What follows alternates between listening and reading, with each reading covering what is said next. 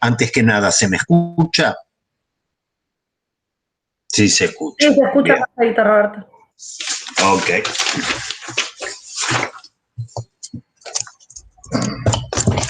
Bueno, antes que nada, quería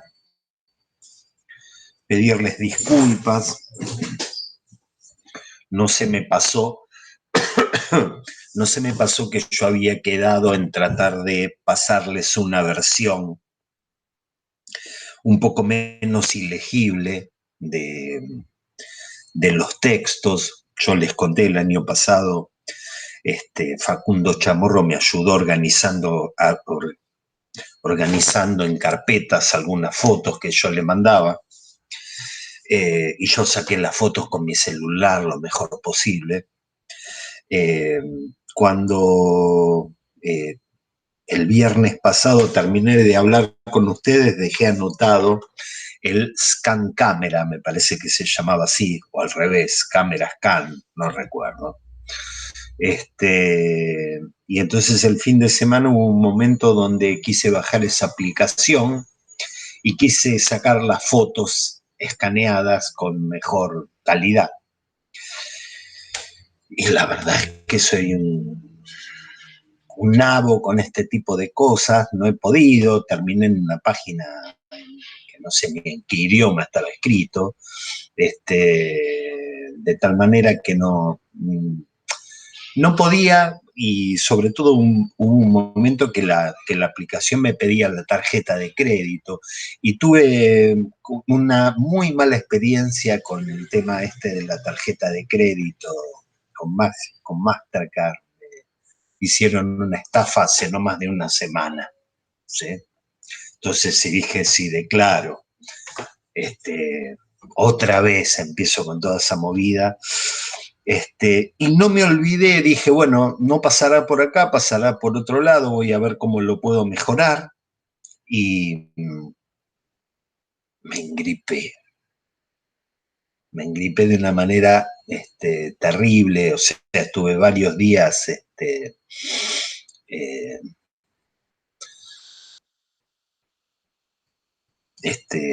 funcionando como estoy funcionando ahora, en base a paracetamol y a salbutamol. Por momentos me cago de calor y por momentos me cago de frío y acá no cambia nada, pero es una historia así. Así que le pido disculpas, me voy a poner las pilas, voy a pedirle ayuda de nuevo al coordinador Facundo, a ver si podemos, les puedo pasar los textos más legibles. Pido disculpas. Bien, quería hoy, me pareció que era ocasión propicia para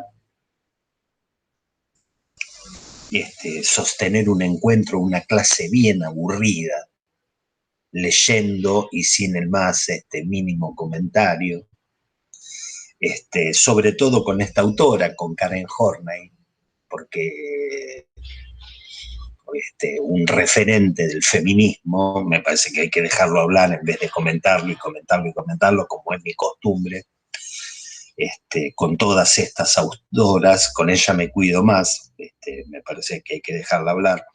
Pero estaba pensando que mi mansplaining, mi machirulismo, siempre yo la dejo hablar, pero le marco la cancha, ¿sí? Entonces quería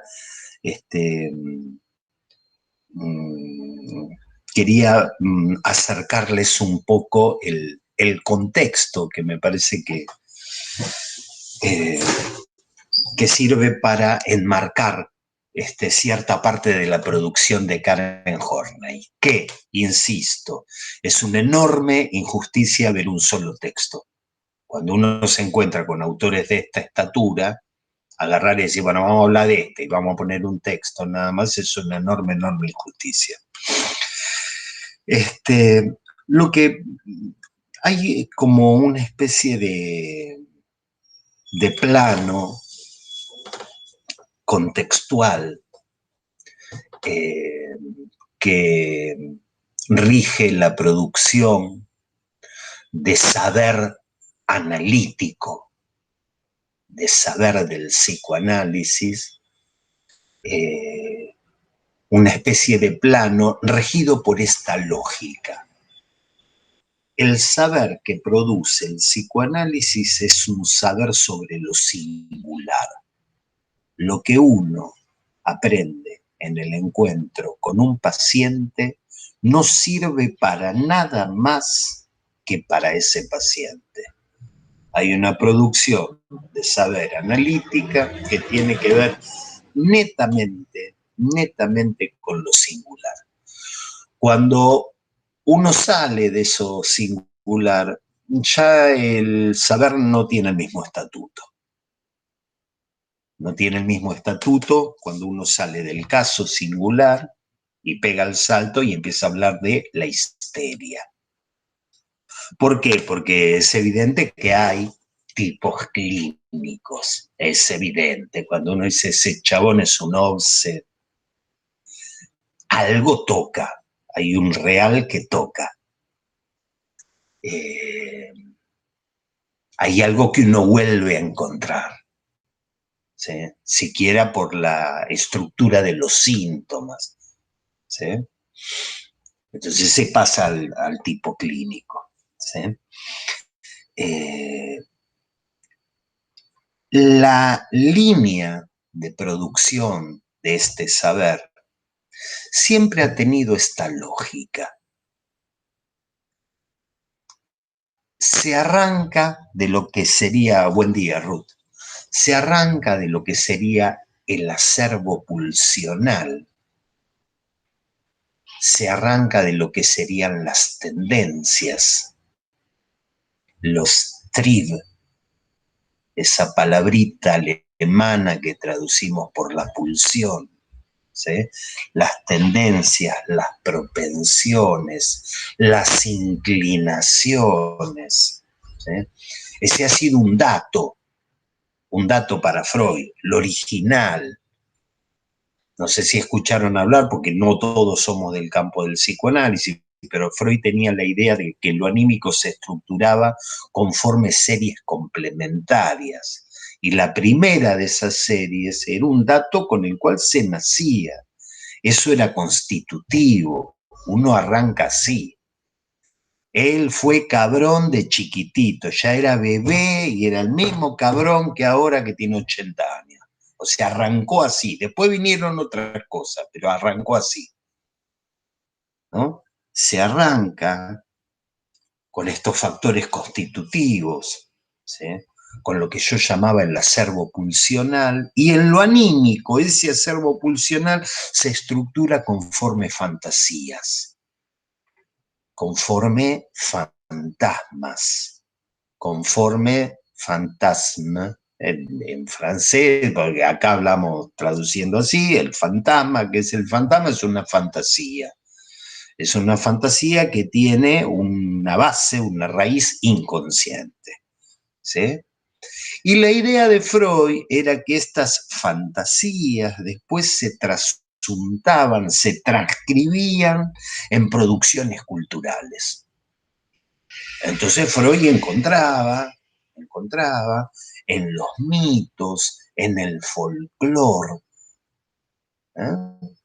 encontraba una transcripción, una puesta en el plano social de lo que había tenido en su momento, un estatuto fantasmático, es decir, un estatuto de fantasía, que no era sino una elaboración en lo psíquico de lo originario sexual, que era el acervo pulsional. O sea, arrancamos del acervo pulsional, lo pasamos a fantasma, lo transcribimos en una producción cultural. ¿Sí? Y entonces los psicoanalistas, según hiciesen hincapié en cada una de estas cuestiones, se ubicaban en la historia del psicoanálisis de manera diferente. Por ejemplo, hay un caso, un historial muy importante de Freud, que es el del hombre de los lobos. ¿Sí? Y Freud trabaja el caso de este paciente, el hombre de los lobos, pero ha habido otros psicoanalistas que tomaban el caso del hombre de los lobos y trabajaron cosas muy interesantes de la Europa oriental, por ejemplo, las producciones culturales alrededor del lobizón. ¿Vieron la película El Hombre Lobo o alguna de las miles películas del Hombre Lobo? Yo cuando era chiquito veía al Hombre Lobo en blanco y negro y no dormía 3 noches. Era un personaje terrorífico, pero era un personaje terrorífico, el Hombre Lobo, que se convertía en una bestia y venía a matarte, ¿sí? A despedazarte, entonces había psicoanalistas muy serios que trabajaban esa pieza del folclore a partir del sadismo oral, a partir de la angustia oral, ¿sí? Y decían, y esto es algo que pasó al folclore, pero en su origen es algo que tiene que ver con lo psicosexual. Ese es el origen. O sea, lo cultural es una apuesta, es como una proyección en una pantalla más amplia de algo que es singular, de algo que es individual y algo que tiene que ver con el acervo pulsional. Freud lee así la mitología griega, ¿sí? Como Cronos se come a sus hijos hasta que Zeus en determinado momento lo agarra al padre, y no me acuerdo si lo agarró medio durmiendo, siempre es más o menos la misma historia, para matar al padre. Tipo, está boludeando, ¿no? Pum, viene el hijo y lo mata. Entonces Freud decía, incluso la mitología griega surge de lo más singular. ¿Sí? Bien.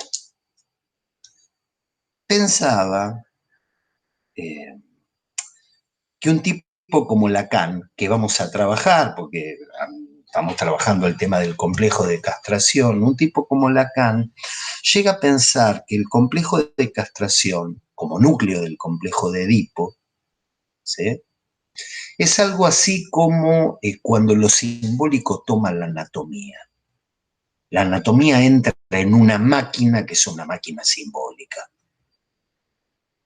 ¿Sí? Hay algo del orden simbólico que toma la anatomía poniendo a la gente en relación con la castración. ¿Pero qué? ¿Te cortaron algo? ¿Te cortaron una teta? ¿Te cortaron el...? No te cortaron nada, porque la castración misma son hechos simbólicos. ¿Ok?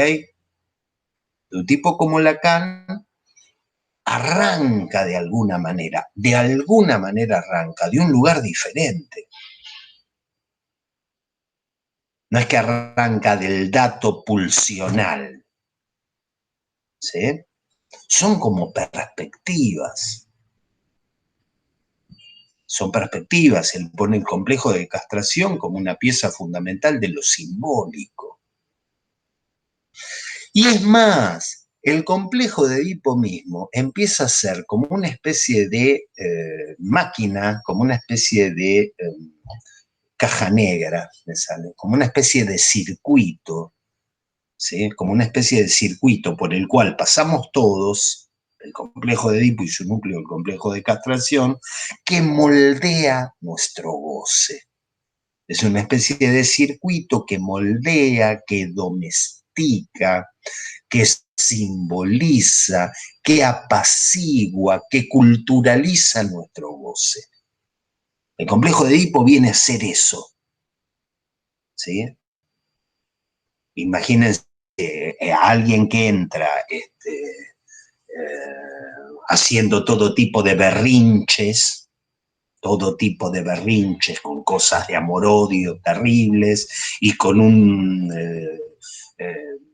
una perversión polimorfa en lo sexual, ¿sí? El nene que se mete el dedo en el culo y después se lo huele, que se saca los mocos y se los come, es decir, toda la sexualidad polimorfa infantil puesta en acto. Disculpe que digan así, los que no vienen del campo psicoanalítico deben pensar, este tipo es un delirante. ¿Cómo va a decir que comerse los mocos es sexual? Pues bien, para Freud es algo sexual. Escarbarse la nariz y sacarse el moco y comérselo es un goce sexual. ¿Sí?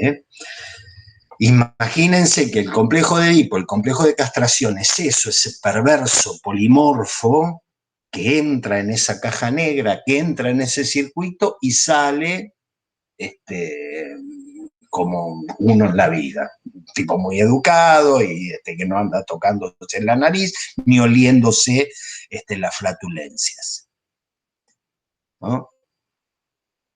Ahora, Lacan, perdón que lo diga así, pero quiero llegarles transmitiéndoles la idea que el Edipo es como una especie de estructura en la cual uno sale, entra, y cuando sale el goce está apaciguado, simbolizado,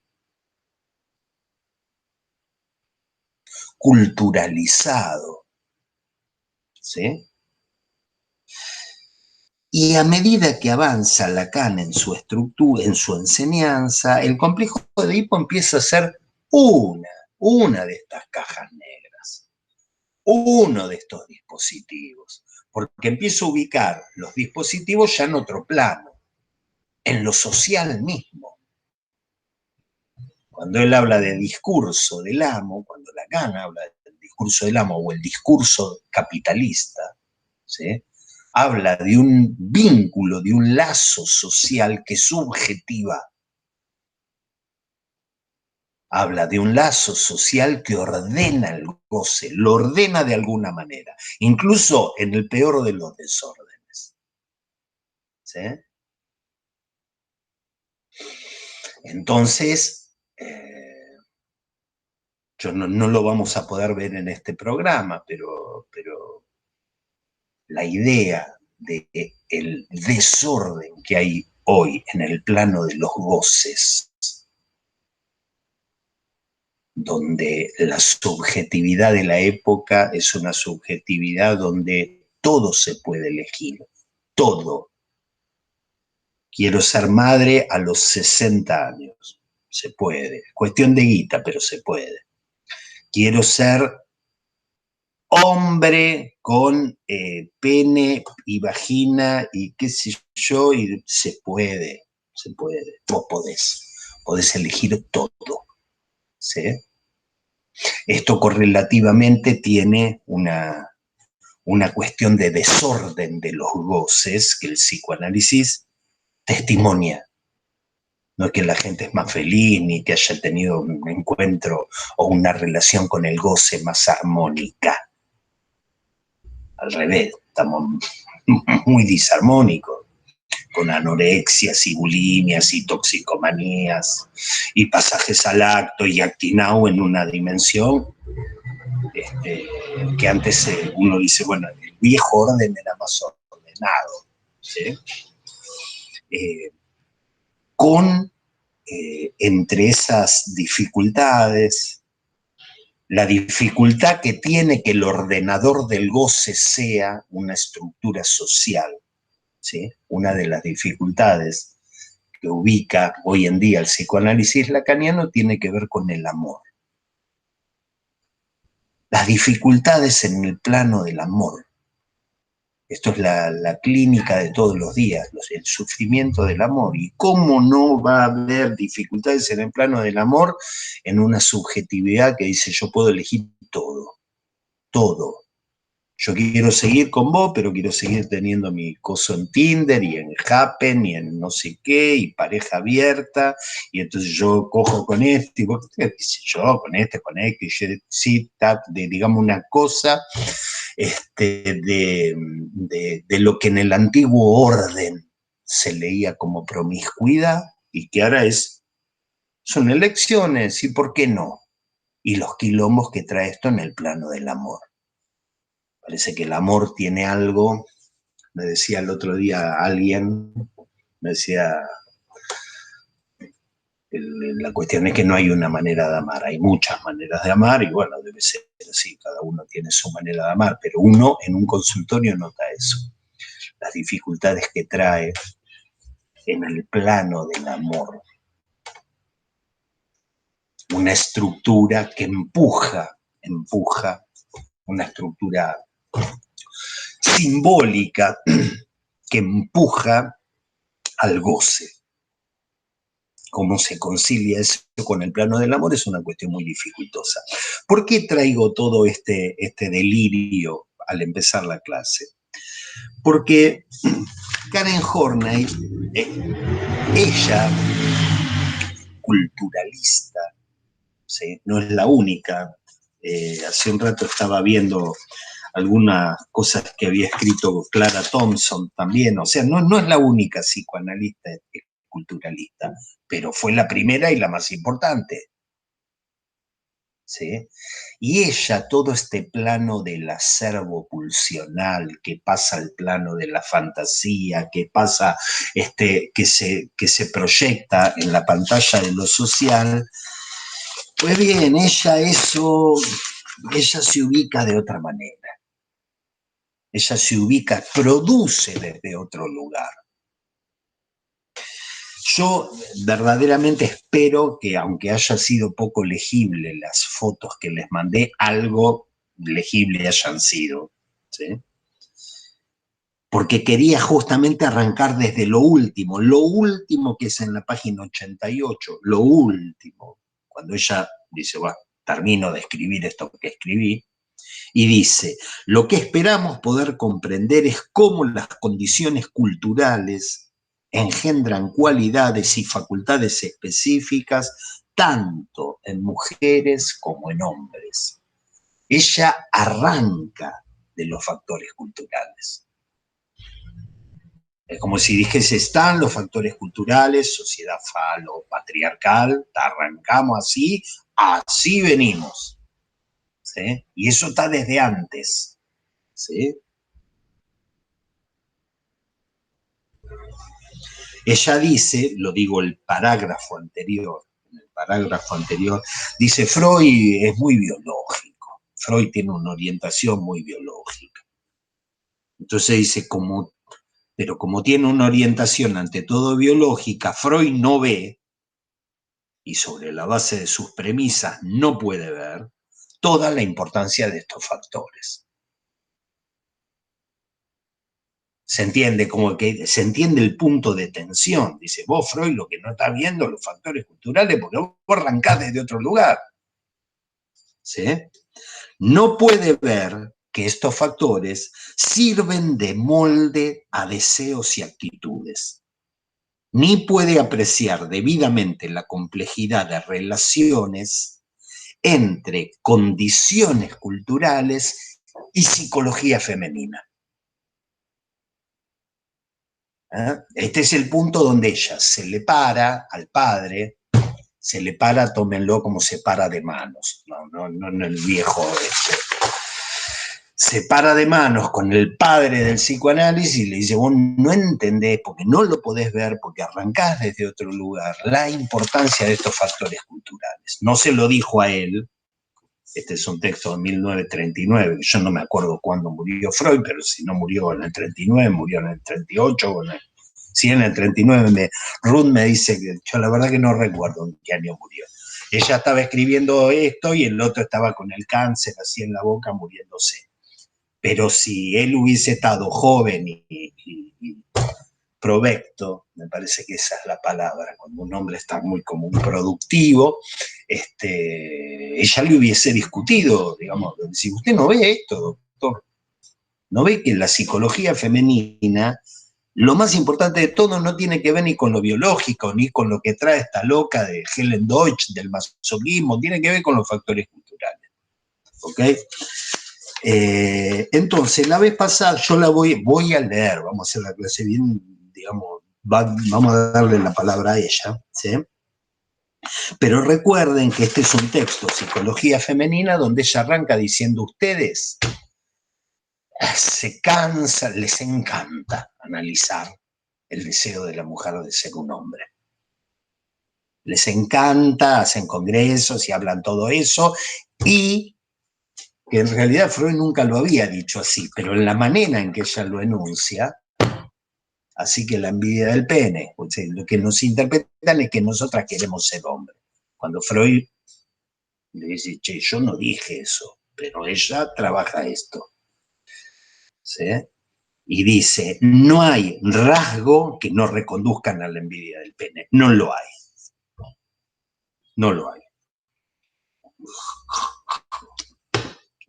Cualquier cosa que vamos al gimnasio, que queremos tener la cola parada, que todo tiene que ver con un resarcimiento de la cuestión del complejo de castración y la envidia del pene.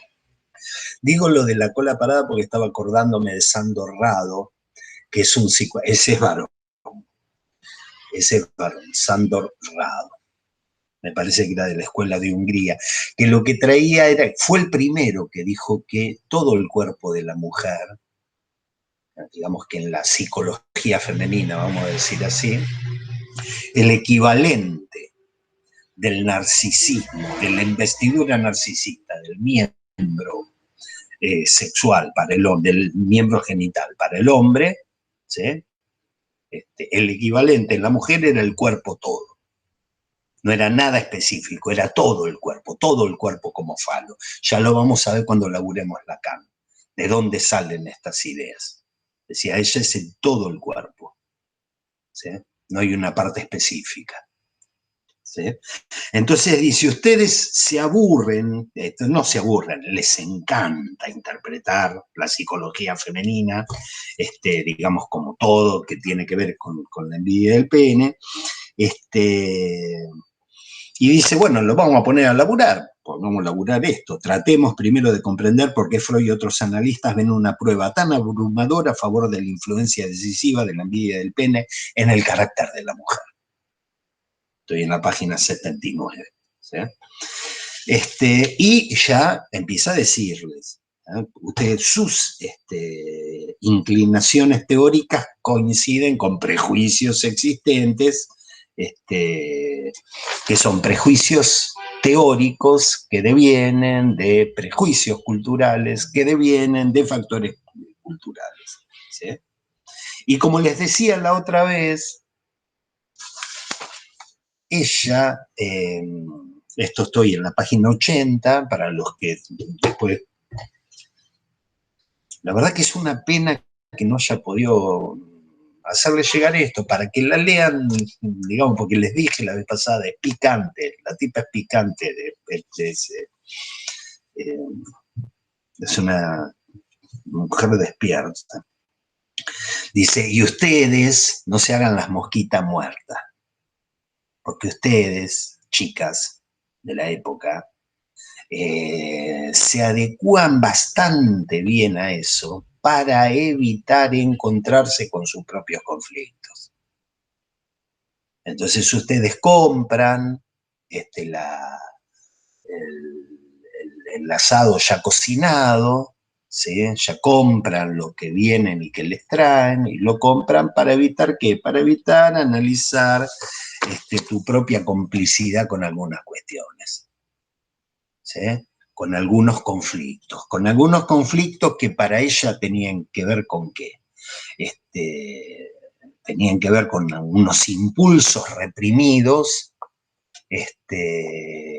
y esos impulsos en ella tienen que ver con la ambición. Hay algo que pasa en el plano de la ambición, ¿sí? Que choca contra lo cultural y que se expresa de alguna manera en este deseo de ser hombre, para ella. Ella lo lee así. Ella lo lee así. Ustedes se cansan de decir que queremos ser hombres, que inconscientemente lo que queremos es ser hombres, o como lo dicen ustedes, queremos tener un pene y entonces tenemos que tener hijos, o tenemos que tener cuerpos lindos, o tenemos todo como sustituto del pene que no tenemos, pero en realidad eso es cultural. Y tapa una cuestión de la ambición reprimida, ¿sí?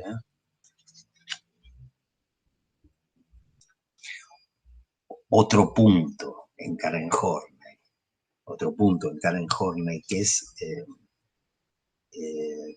esa ambición no es solo ambición de cosas, no es solo esa ambición que uno podía encontrar en gente como Condoleezza Rice. ¿Se acuerdan de Condoleezza Rice? ¿No? La ministra de del presidente de Estados Unidos, de Bush. Yo no me acuerdo si era ministra del Interior o ministra de Relaciones Exteriores o ministra de Guerra, era ministra cuando invadieron Afganistán y qué sé yo. Y era una tipa que hacía marchar a los muchachones del Pentágono como si fuesen patitos.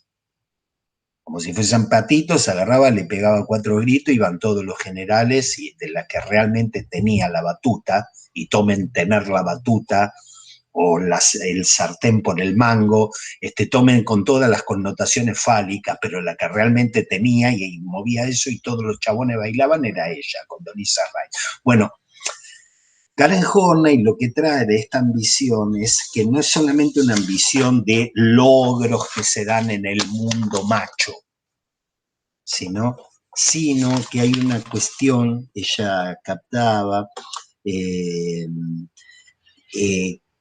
que había sujetos, por caso, mujeres, que tenían nociones exageradas de sí mismas, ¿sí? La imposibilidad de vivir conforme a ciertas nociones exageradas de uno mismo, las que a su vez son necesarias porque tienen que encubrirse varias pretensiones no reconocidas. Ella tenía la idea del papel patógeno, de cierta tendencia a verse a sí mismo, a tener una noción demasiado exagerada de uno mismo. ¿Sí? Ella no lo dice de esta manera, sus colegas o Freud hubiesen puesto ahí cierta cuestión del super yo materno, del imperativo superyoico materno que las manda para adelante a tener que ser más de lo que son y a sufrir por no alcanzar eso. ¿Se entiende la lógica? Una lógica superyoica de esa sensación de inseguridad femenina, porque ella labura esto en la psicología femenina. Esa sensación de inseguridad, esta sensación de falta de ubicuidad. Y yo no entiendo, y yo no puedo, y yo quiero estudiar y no retengo, y no me ayudas a llenar esta ficha, porque la verdad que no puedo. Y me explicas, ¿me podés explicar vos que sos hombre y sabés? Vuelvo al mansplaining, porque está en el texto, ¿sí? Entonces ella va analizando y dice, bueno, esto tiene que ver con que en algún punto tienen una concepción demasiado exagerada de lo que deberían ser y sufren por no llegar a esa concepción de sí mismas, ¿sí? Nociones exageradas de uno mismo. Entonces, así llegamos a la página 82, yo voy a empezar a leer, a dejarla hablar, porque vieron, ya me las arreglé para estar 45 minutos hablando yo. En resumen, página 82, Karen Horney. En resumen, las interpretaciones en términos de envidia del pene obstruyen el camino hacia la comprensión de dificultades fundamentales como la ambición y de toda la estructura de personalidad conectada con ellas. Mi más grave objeción a dichas interpretaciones es que oscurecen el verdadero problema, especialmente desde el punto de vista terapéutico.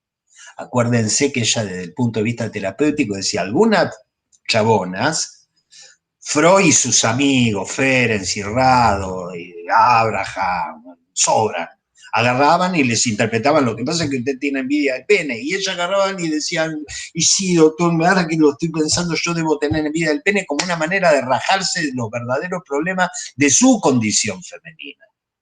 Ella denuncia esto, o sea, lo denuncia a los tipos y lo denuncia a las mujeres también que se compran esto, ¿sí? Entonces, oscurecen el verdadero problema, especialmente desde el punto de vista terapéutico. Freud cree que en la psicología del hombre el equivalente de la envidia del pene es su lucha contra actitudes pasivas o femeninas hacia otro hombre. El equivalente de la envidia del pene, que es femenina, en Freud era lo que Alfred Adler llamaba la protesta masculina. Los tipos se angustian ante la posibilidad de encontrar en sí alguna actitud femenina, así dice, ¿no? Actitud pasivo femenina hacia otros hombres. Ni bien viene otro hombre y te hace algo que suscita en vos una cosa de actitud femenina, los chabones se angustian y se pelean y dicen que pensás que soy puto yo y se pelean y qué sé yo. Eso es lo que ella ubica, ¿sí? Como equivalente de la envidia del pene. Llama a este temor la repudiación de lo femenino.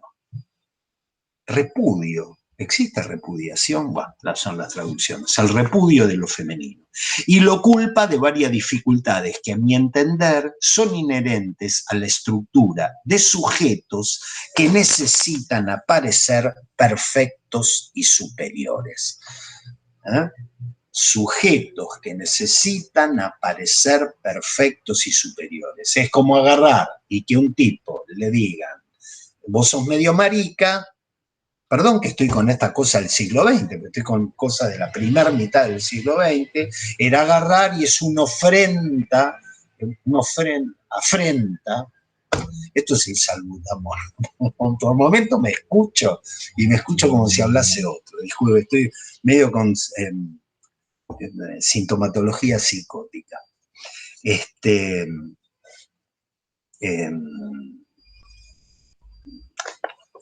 Es decir, el repudio de lo femenino o el repudio de la actitud femenina es, ¿por qué? Porque me haces aparecer menos perfecto y menos superior de lo que yo quiero verme.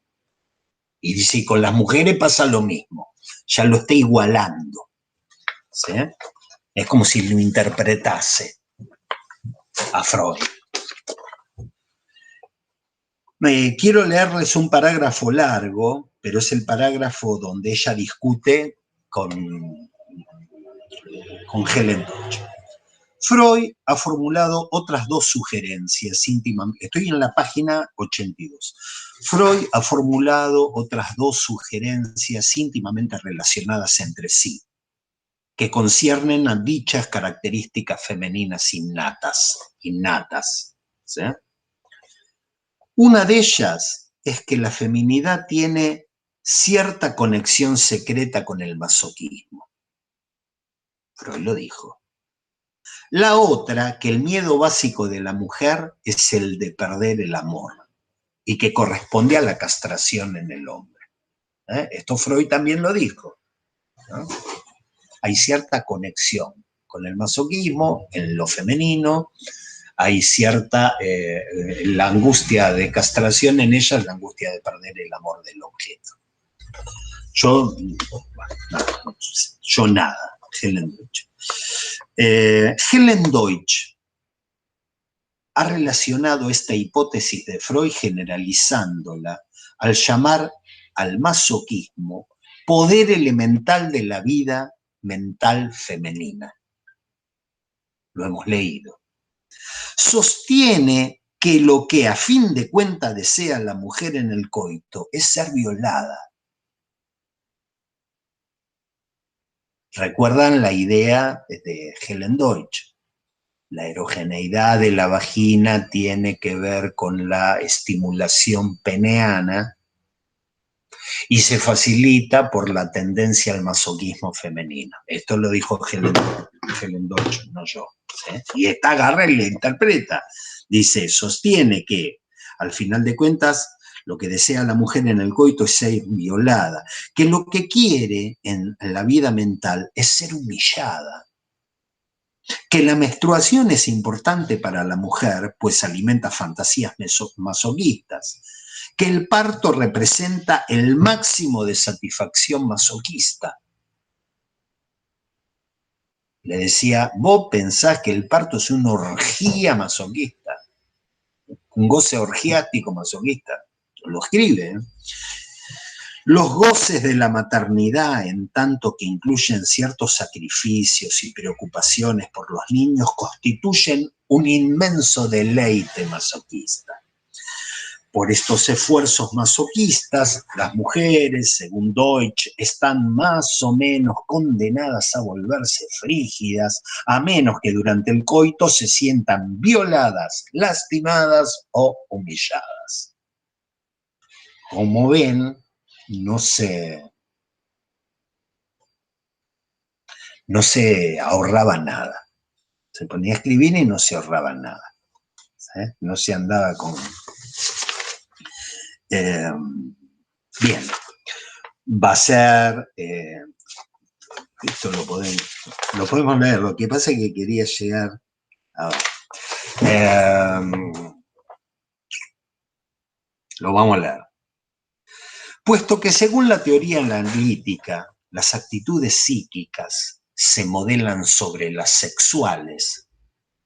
Según la teoría analítica, lo sexual, el acervo pulsional, se articula en fantasías, ¿sí? Se articula en fantasma, se articula en realidad psíquica. Nosotros vivimos, cada uno de nosotros, en una fantasía que es nuestra realidad psíquica, ¿sí? Puesto que según la teoría psicoanalítica las actitudes psíquicas se modelan sobre las sexuales, las tesis relativas a una base de masoquismo específicamente femenino contienen implicaciones trascendentales. Imponen el postulado de que las mujeres en general, o por lo menos su mayoría, desean esencialmente ser sumisas y subordinadas. En apoyo de estas opiniones está la impresión de que en nuestra cultura las tendencias masoquistas son más frecuentes en las mujeres que en los hombres. Pero hay que tener en cuenta que los datos que poseemos se aplican solo a las neuróticas. Está diciendo, es algo trascendental. Si vos arrancás de donde arrancás, si vos arrancás de que la actitud psíquica tiene que ver con lo sexual y que lo sexual, por la serie complementaria, arranca con algo constitutivo, esto es trascendental porque vamos a empezar a ver a las mujeres así. Y entonces empieza con una diciendo, che, bueno, pero son las neuróticas estas, no todas, son las neuróticas, dice ella. Estaba pensando mientras leía esto que la psicopatología sexual de Krafft-Ebing, este tipo de perversiones son esencialmente masculinas. De hecho, se llama masoquismo por Blöcher Masoch. La perversión masoquista debe su nombre a un chabón que se llamaba Masoch, que tenía una germu que se llamaba Wanda, con la que escribía contratos para que ella le pegue y lo humille y lo basuree y etcétera, etcétera, etcétera. ¿Sí? Son perversiones que siempre fueron, que surgieron en el campo de lo masculino.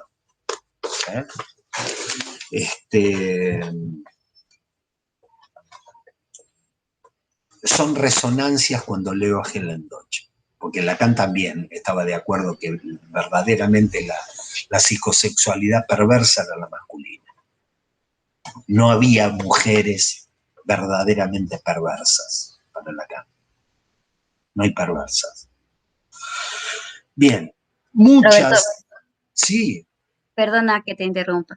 Y puede que esto suene, tal vez, no sé, pero si se ubica uno, o es decir, si uno imagina las lógicas de la sexuación, ¿qué pasa si una mujer se ubica en el lado masculino y esto que dices a partir de Lacan, que esta parte del masoquismo no está en las mujeres? ¿Qué podría pasar si se ubica en esa lógica, en la lógica masculina? No entendí la pregunta, perdóname. Aparte de la lógica de las posiciones sexuadas, preguntaste, Ajá, Gabriela. sí. Si una mujer se ubica en la lógica masculina, podría pasar que ese masoquismo, que es del lado, se podría pensar que está del lado masculino, del lado hombre, puede ejercerlo una mujer. No sé cómo plantear la pregunta, pero Bueno, están ahí. Sí. Lo que pregunta acá Gabriela es algo que en esta materia no vamos a ver porque es como, digamos, está en la parada del colectivo, nosotros nos vamos a bajar en la parada en 11, y esto que plantea ella está en Palermo. Digo, para los que no son de Capital Federal, son cuestiones que están como muy lejos, ¿sí? Porque Gabriela plantea una elaboración lacaniana de las posiciones sexuadas, ¿sí? En relación a las modalidades de goce,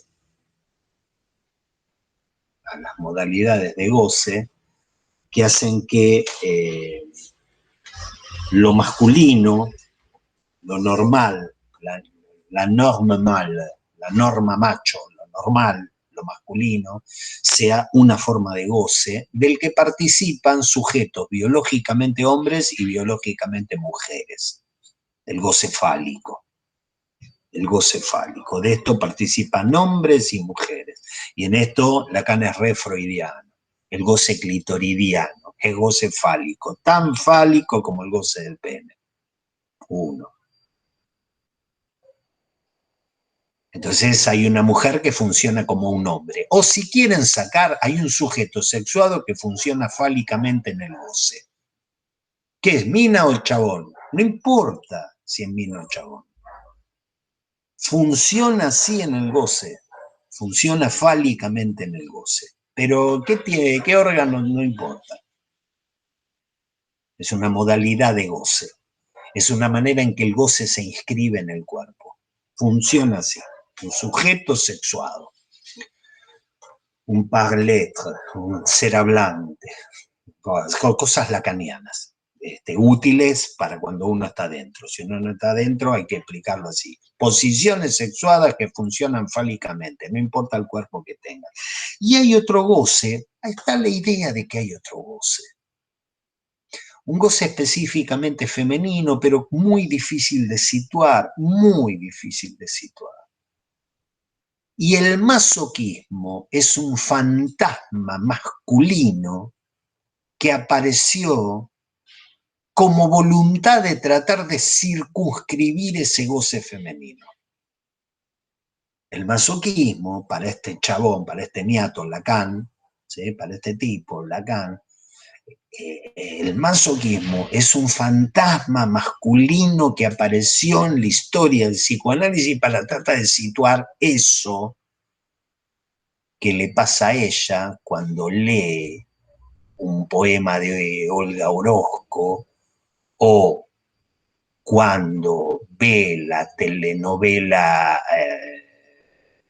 turca Pasión en Estambul.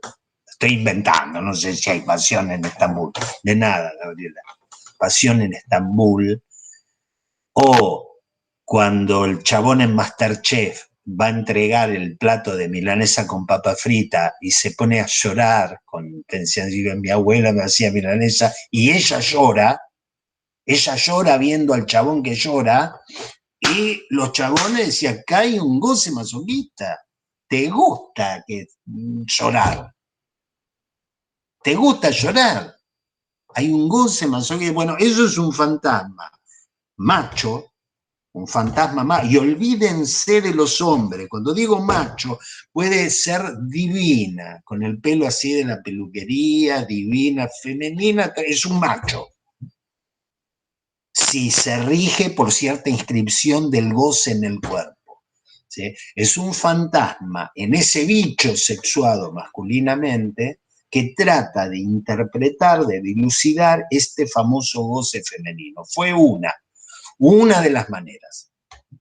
Si algunos de ustedes leyeron, o algunos de ustedes leyeron San Juan de la Cruz, Santa Teresa de Jesús, si han leído, si han tenido posibilidad de leer a los místicos, ¿sí? Autores místicos que te anotician de cierta inyección de un goce en el cuerpo que no se puede situar de ninguna manera, que los monos como yo, los monos como que les está hablando, cuando leía San Juan de la Cruz decía, che, pero este tipo tiene tendencias homosexuales, pues le está hablando a Dios y le dice, dame tu goce, dame tu, como me lo diste el otro día a la tarde.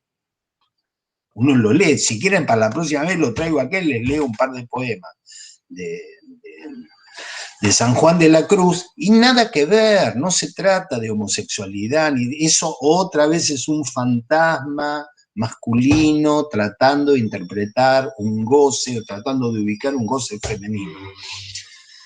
Pero, Gabriela, eso es Palermo Soho, Palermo Hollywood. Vos me parece que no sos de acá, de Capital Federal. Eso queda muy lejos de acá. Acá estamos en falo y castración. Si el tiempo nos ayuda, vamos a leer la parte de Lu Andrea Salomé, porque siempre me gusta darle ese lugar. No, uno la ve a Lu Andrea Salomé, ¿se ve esto? No parece muy bonita Lu Andrea Salomé. Uno la mira así y no parece muy bonita. Sin embargo, bien, a ver, un poco de Melanie Klein para ubicar bien el pene, porque hay que ubicar bien el pene dentro del cuerpo de la madre, incluso dentro de las tetas, del lado de adentro de las tetas de la madre, ¿sí? Y después vamos a pasar a elaboraciones más lacanianas, ¿sí? Bien, entonces, muchas de las mujeres neuróticas, dice, tienen ideas masoquistas del coito. Por ejemplo, que las mujeres son presas de los deseos animales del hombre, que deben sacrificarse a sí mismas y que este sacrificio las rebaja. Esto lo está diciendo Karen Horney. Mira, hay muchas mujeres que tienen esta idea, que se excitan pensando, este animal me está haciendo no sé qué cosa. ¿Sí? Pueden existir fantasías relativas a la posibilidad de ser lastimada físicamente por el contacto sexual. Algunas neuróticas tienen fantasías de satisfacción masoquista en el parto. Algunas tienen ideas, fantasías de satisfacción masoquista en el parto. La gran cantidad de madres que representan el papel de mártires e insisten en lo mucho que se sacrifican por sus hijos, puede ofrecerse como prueba de que la maternidad les proporciona cierta satisfacción masoquista. Hay también muchachas neuróticas que evitan casarse porque se ven esclavizadas y maltratadas por el probable marido.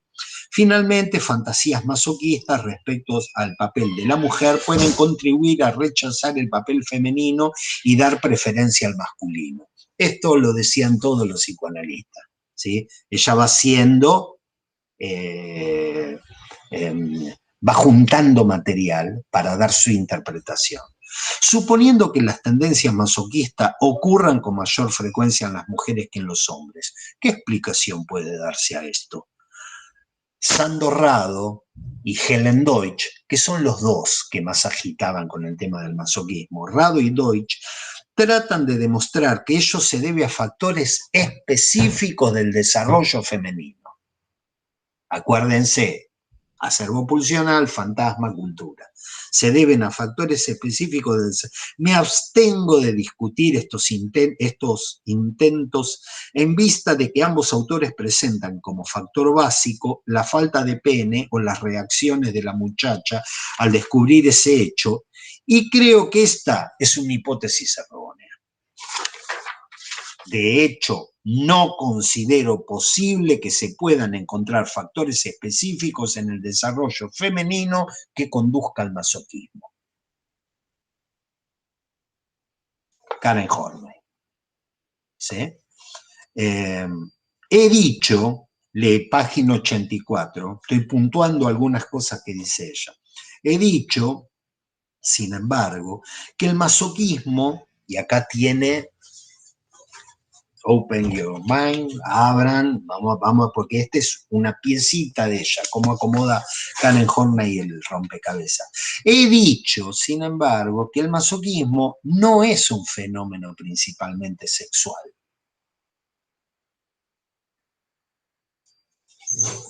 Todos los otros dicen, arranca de ahí.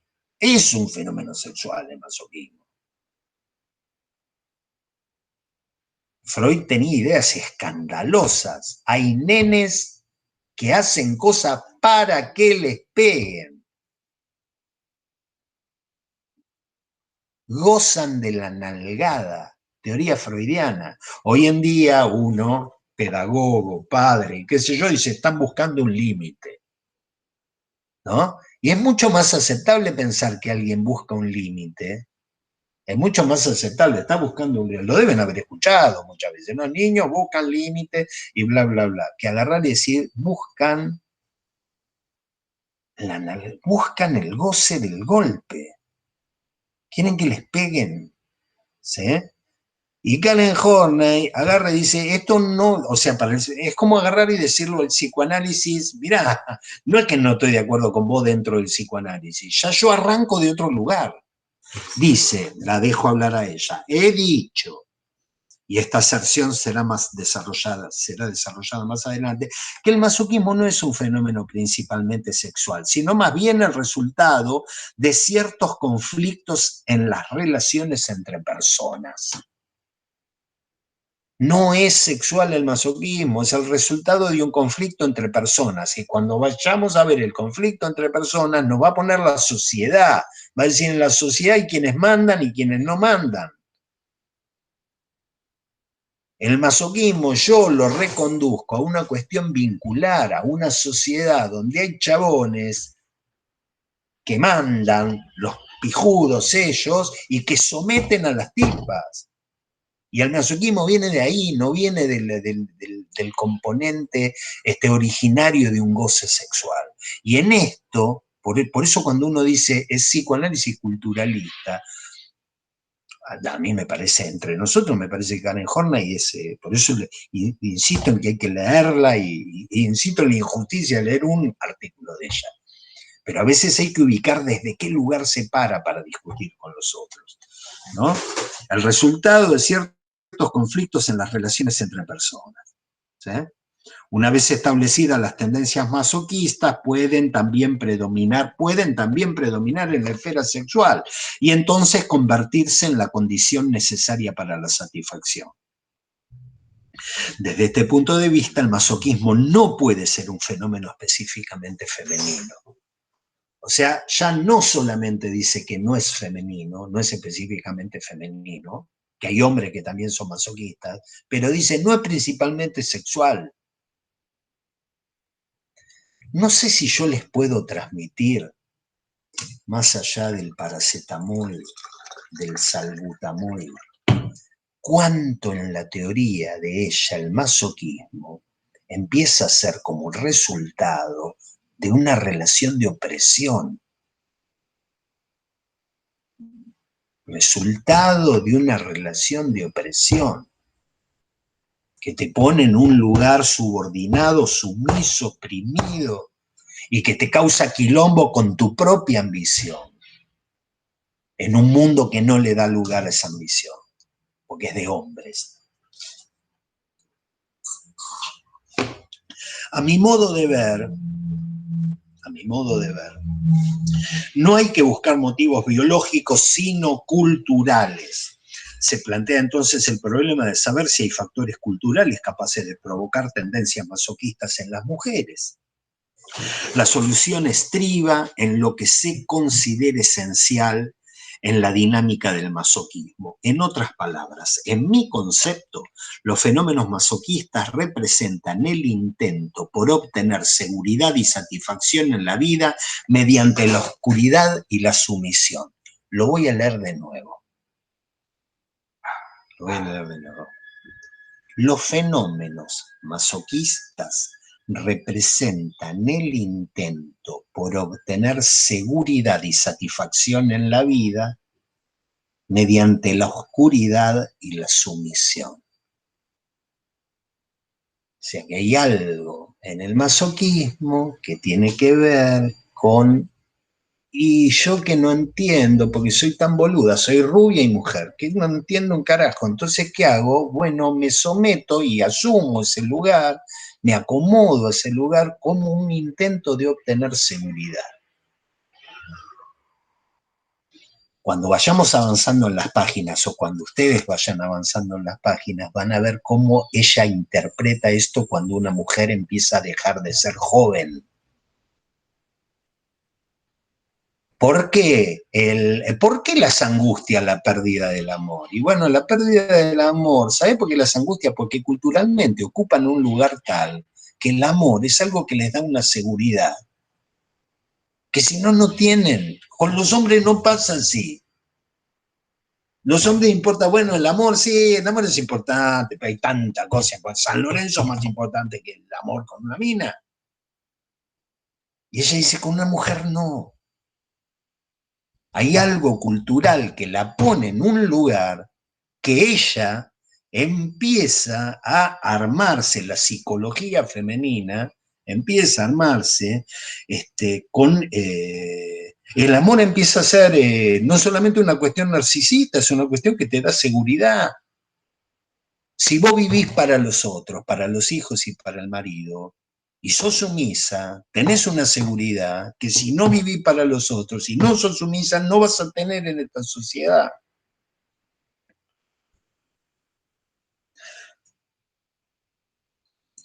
Lo digo, o sea, la comento, la leo y la comento, no sé si sería mejor dejarla decir a ella porque lo dice claro. Como se discutirá más adelante, la actitud fundamental hacia la vida,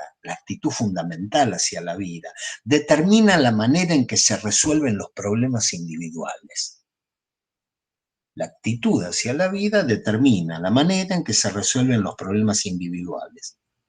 Conduce, por ejemplo, a dominar a otros seres por medio de la debilidad y el sufrimiento, a expresar hostilidad por medio de padecimientos, a buscar en enfermedades una excusa para el fracaso. Allí, vuelvo a preguntar porque yo doy clases en varios lugares y con públicos. Entonces, yo soy el artista, ¿viste? El público. Y con colegas, con gente de diversos ámbitos. Acá hay psicólogos, ¿no? Hay psicólogos formadas en psicoanálisis. Hay. Dice, buscan en enfermedades una excusa para el fracaso. Acuérdense de Freud. Las enfermedades, los síntomas. Freud, ¿qué acentuaba más? El beneficio primario del síntoma, es decir, la satisfacción de la pulsión en el síntoma, es decir, el goce del síntoma, es decir, la parte más sexual del síntoma. El psicoanálisis en el síntoma encontraba en primer lugar la satisfacción, la satisfacción de la pulsión. Encontraba en la envoltura formal del síntoma un goce pulsional. Freud, sexual, los síntomas son sexuales. Cuando una piba se y tiene tusis nervosa, Freud iba a buscar el fantasma de Felatio, de Cunilingus, de lo que sea, porque es sexual. Karen Horney y Freud después decía, ¿no?, la satisfacción de la pulsión, digamos, la parte más primaria del síntoma, y después había un beneficio secundario del síntoma. ¿Se acuerdan? En Freud había un beneficio secundario del síntoma que Freud decía, bueno, y de repente una persona se enferma y entonces, por ejemplo, qué sé yo, tiene un pasaje al acto y se cae del andamio. Porque Freud no pensaba que la gente se caía del andamio porque se caía. Lo interpretaba. Decía, tiene un pasaje al acto y se cae del andamio. ¡Pum! Se cayó. Y ahora se acostumbra, porque puede vivir sin laburar. Ya está rengo, no puede subir, y qué sé yo, beneficio secundario del síntoma. Karen Horney saca la parte sexual, saca, y dice, lo principal es lo otro. Estas guachas, estas minas, estas mujeres, buscan en enfermedades una excusa para el fracaso. Pues es una tipa que no es que se quejaba nada más que de los psicoanalistas y que yo sacudía a las mujeres, decían, no sean cómplices de esto. Por eso son de estas frasecitas que hay que hacer con el lápiz y la regla, hacerle un marquito y decir, esta es Karen Horney. Si estas presunciones son válidas, no cabe duda de que hay factores culturales que engendran actitudes masoquistas en las mujeres. No es un goce sexual, es un factor cultural que lo engendra. ¿Sí? Tenían mayor importancia para la generación pasada, dice ella escribió esto en el 39, o sea que está hablando de la generación del comienzo del siglo XX, tenían mayor importancia para la generación pasada que para la actual, pero todavía se dejan sentir hoy en día. Son, en una palabra, el estado de dependencia más estrecha de la mujer. Karen Horney, ¿me decís los factores culturales? Sí, uno arranca, el estado de dependencia de las mujeres. Se nos va moviendo el psicoanálisis, se nos va desplazando. ¿Sí? Que se nos vaya desplazando el psicoanálisis no quiere decir que se equivoque.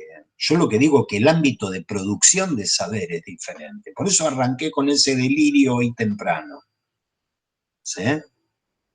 El estado de dependencia más estrecha de la mujer, el énfasis puesto sobre la debilidad y fragilidad femeninas, la ideología que sostiene que es propio de la mujer buscar apoyo y que su vida tiene un contenido y un significado solo a través de otras personas. Familia, maridos, hijos, estos factores en sí no traen consigo actitudes masoquistas. La historia nos muestra que la mujer puede ser feliz, satisfecha y eficiente en esas condiciones. Pero semejantes factores culturales, se debe, a mi juicio, que prevalezcan las tendencias masoquistas en las neurosis femeninas cuando éstas aparecen efectivamente. Bien. Salteo porque si no, también quiero llegar a algunos lugares. Porque estamos hablando del masoquismo producido por lo cultural y una posibilidad de la mujer de consentir a eso, de, ¿cómo es? Buscar una excusa para el fracaso. Entonces se va a meter con el amor, y estoy en la página 85. Esta es la parte que en Boedo vienen a comprar la cocina, lo que no se use, todo lo que usted no usa, compro.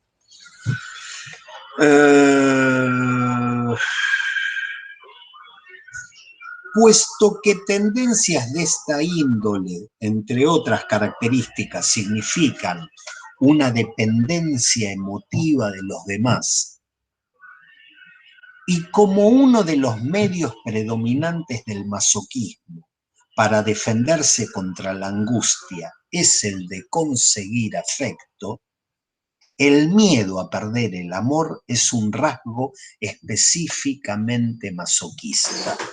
Nos va a poner, vieron que Freud decía, el miedo a la pérdida del amor, la angustia ante la pérdida del amor del objeto.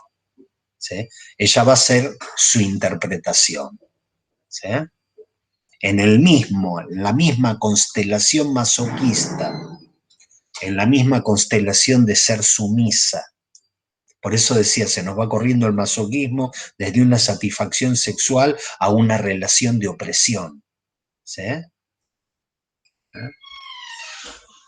Le da seguridad dentro de esa constelación masoquista el tener afecto, el sentirse querida. ¿Sí? Lo digo de otra manera, no hay motivos biológicos, pero sí factores culturales importantes que llevan a las mujeres a atribuir demasiado valor al amor y en tal forma a abrigar el temor de perderlo. O sea que el tema del amor, insisto con este punto, y acá viene lo que preguntaba Gabriela hace un rato, ¿sí? Porque esto sí que está laburado en Lacan, está el tema del goce en el amor. A nadie de acá se le escapa que tiene un goce el amor, que hay un goce en el amor. A nadie se le escapa. Y cuando digo un goce, quiere decir que está del lado del placer y del lado del más allá del principio del placer. Si es todo placer, nos aburrimos. Tiene que haber un pequeño sufrimiento, aunque sea de decir, che, me dijo que iba a llamar y no llamó. ¿Por qué tarda? O sea, tiene que haber algo en la panza, tiene que haber algo que uno no ubique solamente del lado del placer. El amor tiene esto, el amor duele. No hay amor sin sufrimiento. Es un dulce sufrimiento. Digámoslo con cualquier oxímoron. ¿Sí? Y es un goce. Podemos escribir poesías de amor. A Chico Huarque el amor lo hace escribir cosas y en general cosas hermosas. Y no es el único, digo. Después uno sublima eso. Todo el tiempo quiero estar enamorado. Digamos, hay una cosa de goce que empuja bien. Ella agarra y dice, sí, pero ¿sabes por qué está sobrevalorado en ellas? Porque con eso consiguen seguridad. ¿Qué querés? En un mundo donde las relaciones de opresión son tan jodidas, y como les dije, yo empecé por el final del artículo, ¿no? Que moldean, de molde a deseos y actitudes, los factores culturales te moldean. Entonces, ellas, ¿por qué tienen miedo a perder el amor del hombre? Lo pongo en Karen Horney, no hoy. Hoy la historia es diferente. Pero su explicación es, las angustias, perder el amor del macho, porque el macho les da seguridad en una sociedad que las moldeó así. ¿Sí? Esas páginas, el 85, el 86, está para, de verdad, las tendríamos que leer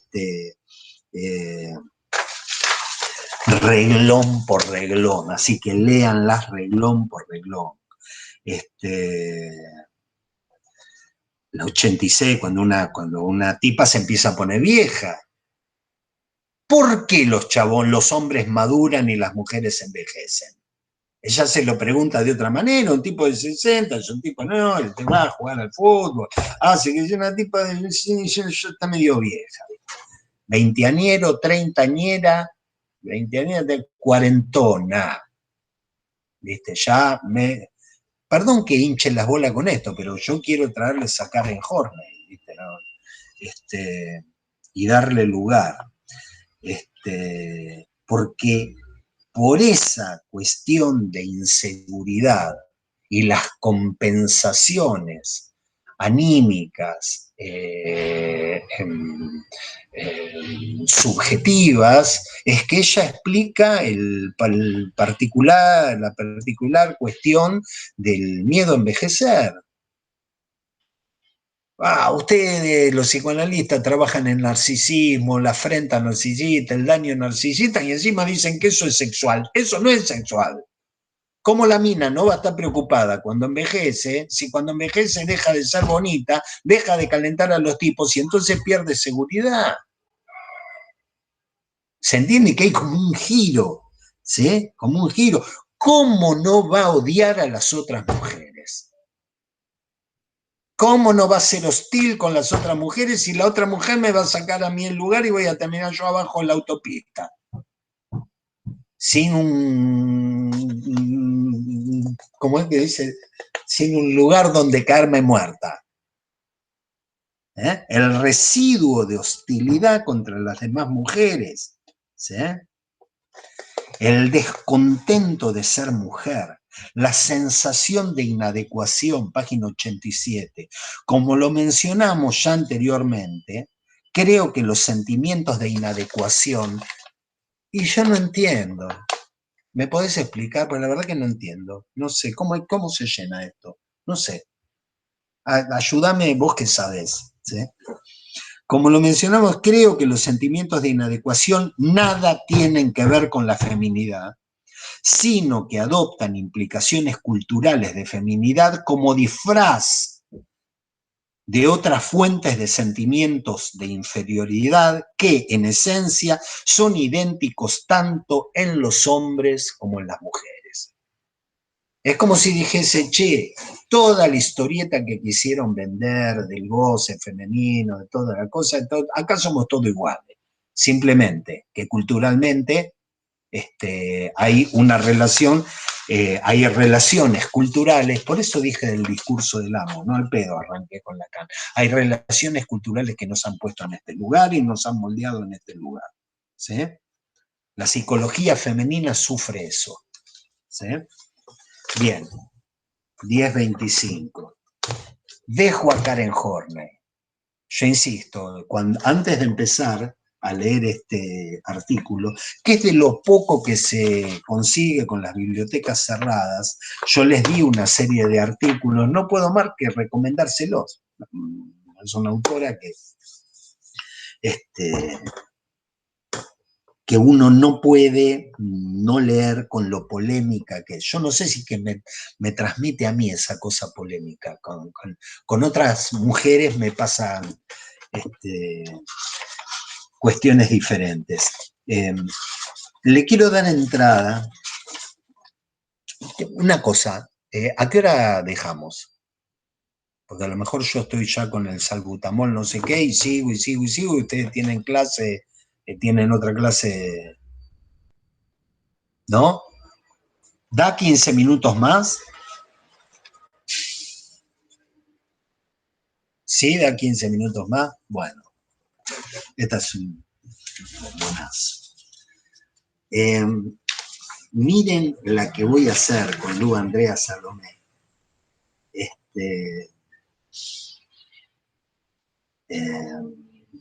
A quien uno en la historia del psicoanálisis tiene que otorgarle el rasgo general de la exaltación de lo femenino. Ella encarnó en el psicoanálisis la exaltación de lo femenino. ¿No? Yo lo voy a tomar por ese lado, porque es mi Lu Andrea Salomé. Yo podría darles otra Lu Andrea Salomé y entraría por un texto que se los quiero hacer llegar, pero bien fotografiado, ¿sí? Para el que le que esté interesado, que es anal y sexual, ¿sí? Donde ella vincula la genitalidad y el erotismo anal, ¿sí? Ella es la que arrancó con esto.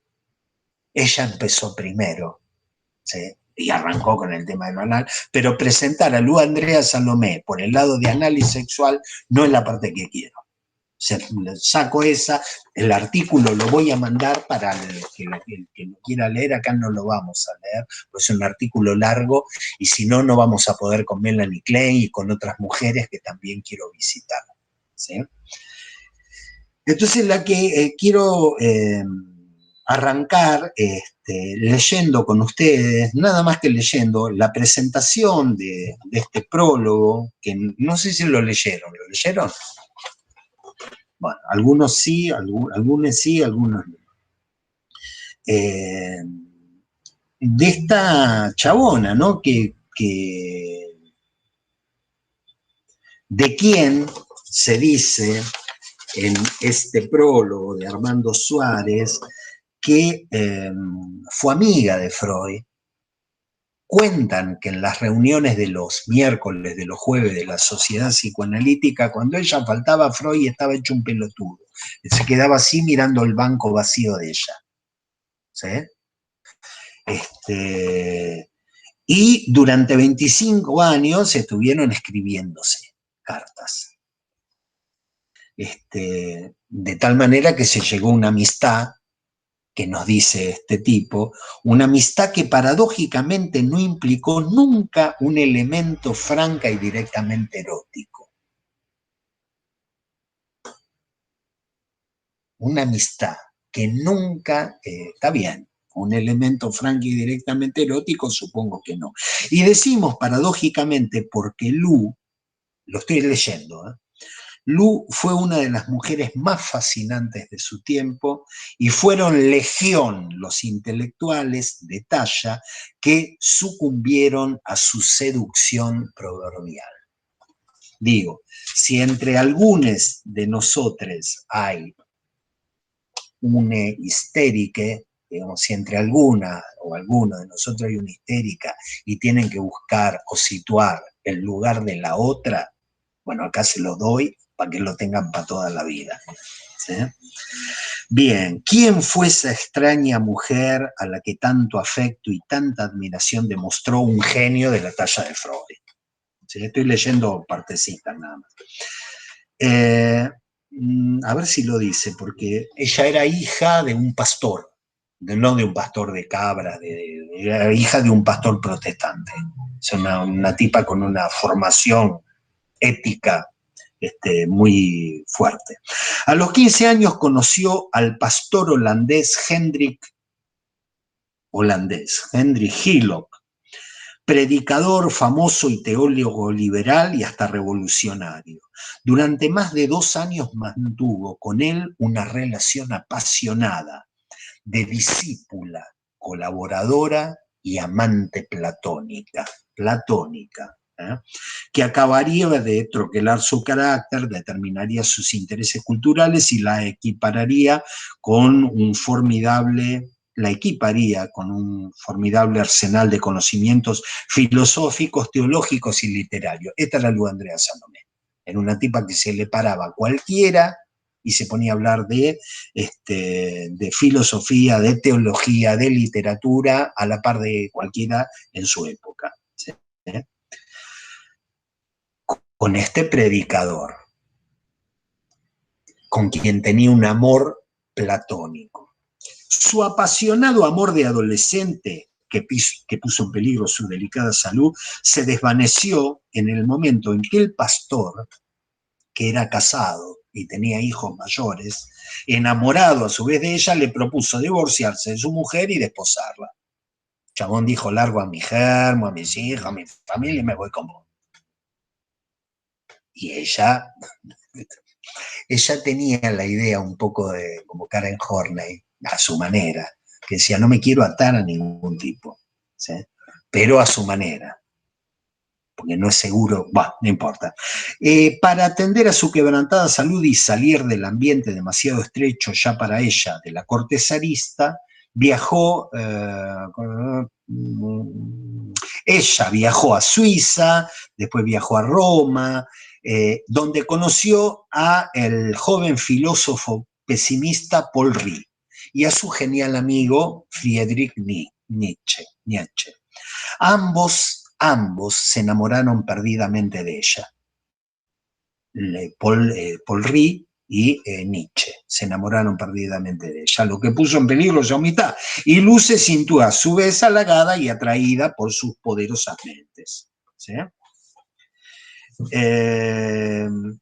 A sus 19 años, o sea, esto era cuando tenía 18, a pesar de haber superado, al menos intelectualmente, todos los prejuicios burgueses y los viejos tabúes contra la sexualidad, su amistad por ello no se tradujo en otra cosa que en una apasionada conversación.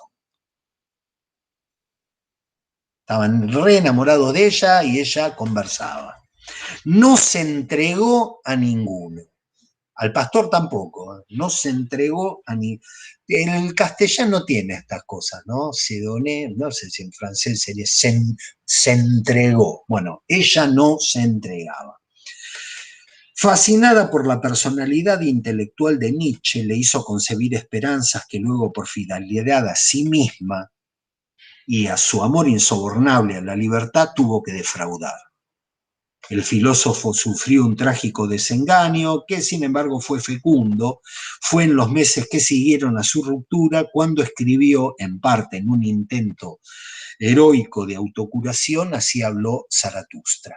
Efectivamente, Nietzsche aparentemente era psicótico y tenía momentos de compensación de su estructura psicótica en la escritura.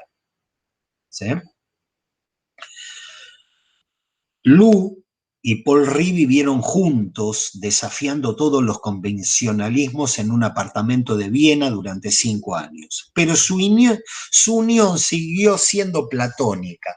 ¿Por qué les traigo esto de lo platónico? Porque intelectualmente era una tipa que había superado todos los tabúes de la época. Pero nada. Pero nada, pero nunca, ni con hombres, ni con mujeres, nada. Era una apasionada, bla, bla, bla, conversaba y con un amor platónico. Y al final, Ry, desesperado, decidió hacerse médico y alejarse de ella para entregarse con una devoción sin límite para los enfermos. Hasta sus 26 años viajó por toda Europa cosechando triunfos sociales y literarios. Los círculos intelectuales de Berlín, París, Múnich y otras capitales la recibieron como una musa y por doquier surgieron vehementes admiradores. Y ahí tenemos la lista. Ferdinand Toni, Vingaus, el dramaturgo Hauman, el político Lebedour, el escritor y varios otros solicitaron su favor, cuando no directamente su mano. Fue el extraño filólogo de origen germano-malasio-persa y filólogo, Friedrich Karl Andreas, el que al fin logró desposarla. Hombre de incomparable talento lingüístico. Y bueno, supongo que algo más, ¿no? Porque si no, no la agarrás a esta. Mezcla de rasgos occidentales y orientales, dominador común. Entró en su vida impetuosamente y cuando ella quiso escapar a esta nueva amenaza a su libertad, se vio envuelta en un drama sin escape. La víspera de su compromiso matrimonial y ante la renuncia de Lou a concluirlo, o sea, ella no se quiso casar, Andrea se hundió un cuchillo en el pecho, salvó la vida y Lou aceptó casarse con él. O sea, ¿te casas conmigo? No. Entonces persa, alemán y no sé qué mierda más, se le clavó un cuchillo en el pecho para que ella diga sí, y entonces se casó. Pero con su casamiento no enajenó su libertad erótica. Muy al contrario, jamás consumaron el matrimonio. Es muy loco esto de la exaltación de lo femenino y ubicar una vida donde la tipa los hace pasar de largo como un torero. Jamás consumaron el matrimonio y Lou vivió desde entonces múltiples aventuras amorosas, más o menos duraderas y profundas, pero siempre auténticas y apasionadas, y sin mayor sentimiento de culpa. Nunca, empero, dejó que ningún amor la esclavizara indefinidamente y todos tuvieron que sentirla un día perdida. Todos tuvieron que sentirla un día perdida.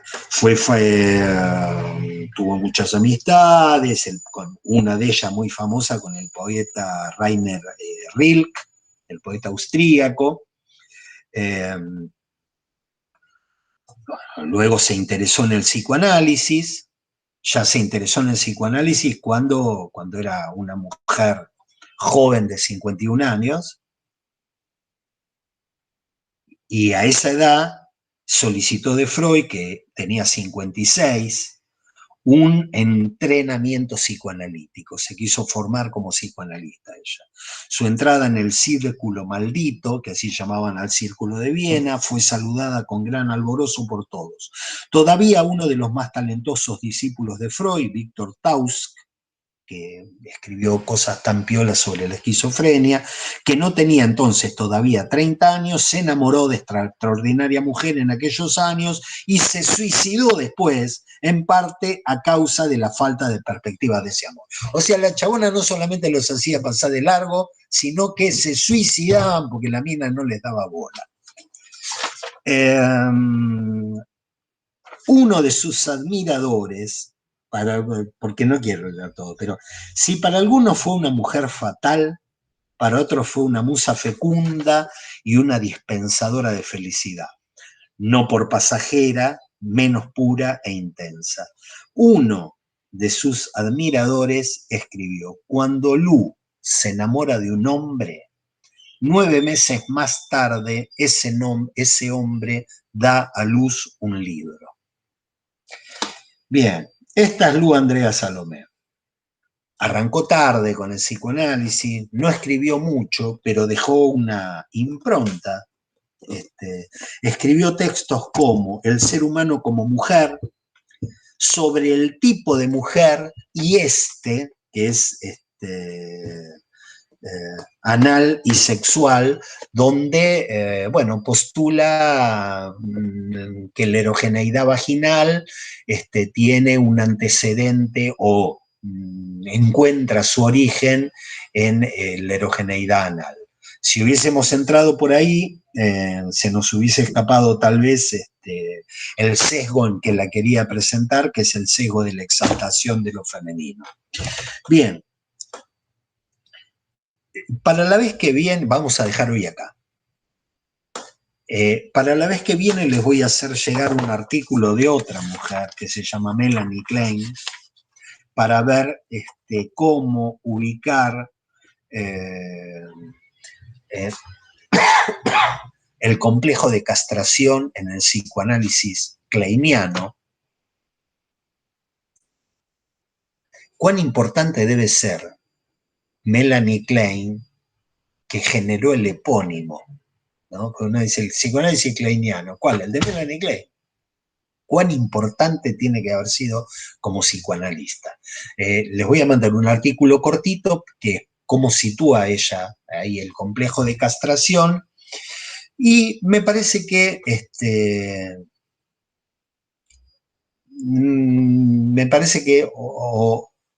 o mandamos algo de una analista holandesa que se llama De Groot, o ya arrancamos con algunas notas mías sobre el complejo de castración que están hechas como una elaboración de unos textos que yo les recomiendo leer, pero sé que son muy difíciles. Sé que son muy difíciles. Que son la significación del falo e ideas directivas para un congreso sobre la sexualidad femenina. Dos textos del 58-59 de Jacques Lacan, que se acompañan de muchas elaboraciones de los seminarios 4, 5, 6, sobre la sexualidad femenina y la dialéctica fálica. Ahí sí les hago llegar mis notas, siendo que son notas, para que las tengan, las vamos a leer juntos, ¿sí? Las vamos a leer juntos, pero verdaderamente es imposible, si no, meternos con esos textos de Lacan, porque no terminaríamos nunca. Cada uno de ellos es mínimo un año de laburo y de interpretación y interpretación. Bien, termino acá y les dejo, si tienen alguna pregunta, comentario, queja, pedido de captura, pedido de precisión, este es un buen momento, y si no, será otro el momento. Roberto, ¿podrás pasar, si lo tenés a mano, el nombre del texto para la semana que viene de Melanie Klein? Sí, cómo no. Situaciones infantiles de angustia reflejadas en una obra de arte y en el impulso creador. Es de 1920. O sea, es de antes de que Freud se ponga con toda esta cuestión de lo femenino. Pero sí tiene, en realidad, un parágrafo